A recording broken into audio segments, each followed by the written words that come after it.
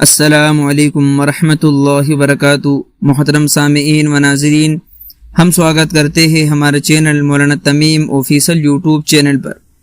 دوستو، آج کی ویڈیو میں ہم بات کرنے والے ہیں کہ سعودی عرب نے تبلیغ جماعت پر کیوں پابندی لگائی ہے، کیا ہے اس پر مولانا سعد صاحب کا وہ سخت بیان۔ آج ساری وضاحت اس ویڈیو میں ہم آپ کے سامنے پیش کرنے والے ہیں۔ اس سے پہلے آپ ہمارے چینل پر نئے ہو تو اس کو سبسکرائب بھی کر لیجئے، انشاءاللہ اسلامک معلومات کے اوپر ویڈیو آتی رہتی ہے۔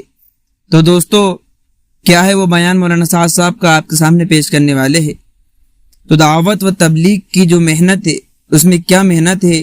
دین سکھانا، لوگوں کو بھلائی کا حکم دینا، آخرت کو مضبوط کرنا، دنیا میں آئے ہیں دنیا سے واپس جانا ہے، مرنے جینے کے بعد مرنا ہے، اور مرنے کے بعد پھر دوبارہ پیدا ہونا ہے، جو کچھ اعمال کیے ہیں پھر دوبارہ ان کا حساب دینا ہے، عقیدہ مضبوط کرنا ہے۔ لہذا نہ جانے کتنے پولیس کے بڑے بڑے حکمران ہیں وہ مرکز نظام الدین پہنچے اور اس طرح بڑے بڑے دعوت کے کام کرنے والوں سے ملے ماضی میں، اور انہوں نے پوچھا کہ جن چوروں کو ہمارے ڈنڈے چوروں کو باز نہ لا سکے، اور جو شرابیوں کو ہمارا قانون شراب سے باز نہ رکھ سکا، آج وہ صاف ستھرے شہری بن کر زندگی گزار رہے ہیں۔ آخر تمہارے پاس کون سی جادو کی چھڑی ہے؟ اللہ رب العزت میں محبوب کے ذریعے نے اللہ رب العزت نے ہمیں جو دین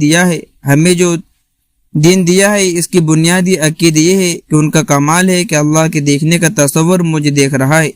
جب انسان کے دل میں یہ تصور پیدا ہوتا ہے کہ اللہ دیکھ رہا ہے، تو تنہائیوں میں خلوتوں میں جب زندگی گزارتا ہے، اس کا قلم خطا نہیں کرتا، اس کی زبان جھوٹی گواہی نہیں دیتی، اس کا قلم کا انصاف نہیں بکتا، اس کا ترازو نہیں بکتا، اس کا ترازو غلط نہیں تولتا۔